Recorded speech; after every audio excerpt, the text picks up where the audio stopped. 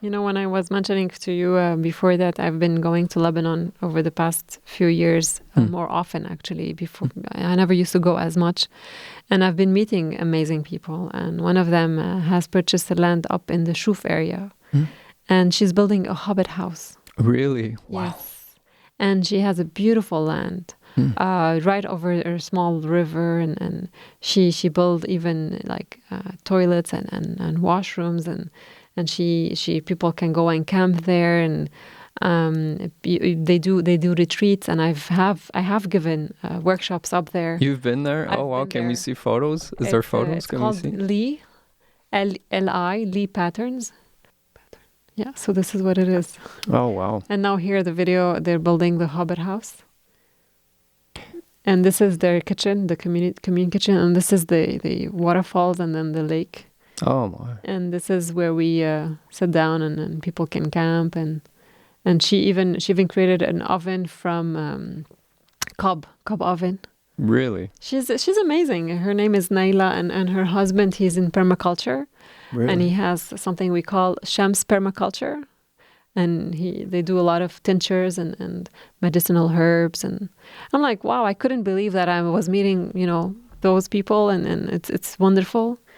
So much has been done in Lebanon. And it's fascinating for me. And then there's other locations where people do. We did also events. It's called Cedar Campground. You go up, you're camping in the cedars. That's another project. This is not here. That's you went there in 2018, and you went to the Cedar Campground afterwards. Yeah, just put Lebanon. Maybe it's better. Oh, yeah. If you go on Facebook, this is it. Yeah, this Cedar Campsite. Yeah. Yeah, this is. I'm fascinated. Because I don't know much about Lebanon. But there are so many things that are happening that I don't see how, if the people come together, how they can fail. They can never fail. No, they can't. Lebanese people have gone through a lot, and they were always able to find a way to stand on their feet again. So, funny enough, during the past 2 years, I've been taking a friend of mine building retreats in Lebanon and teaching people and going from one location to another region. Like we've turned Lebanon, toured Lebanon many times, and it's marvelous. And the people we meet, the heartfelt, the warmth, the hospitality is amazing. There's so many beautiful projects happening, and now with the NGOs, we have so many NGOs there. They're also helping a lot in the camps, refugee camps, teaching kids. I have a friend who's the VP of another NGO. It's called Amurt, Amurt, and they're doing amazing things, teaching kids so many beautiful things and building so many projects. So much. I'm impressed.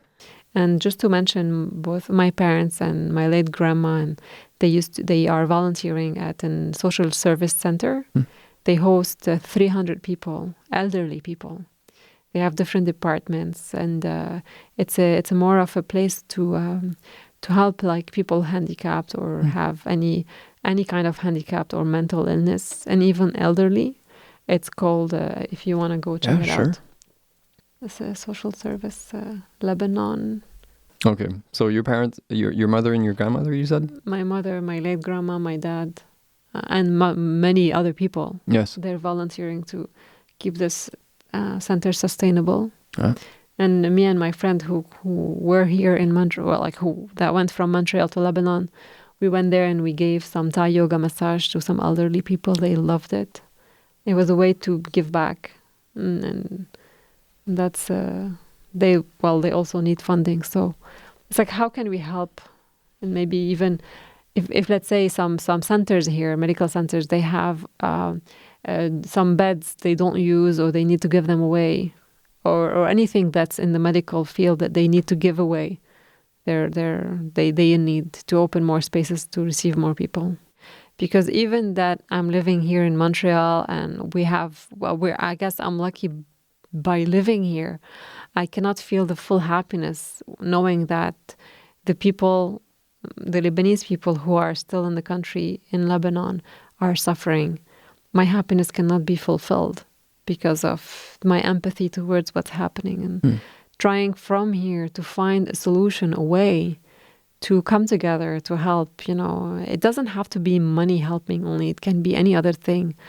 Just by purchasing from any manufacturing company there, or any small local business that's there, it will help providing life to the employees and to the people. At the end of the day, we're a big, big family, and we cannot just let our children starve.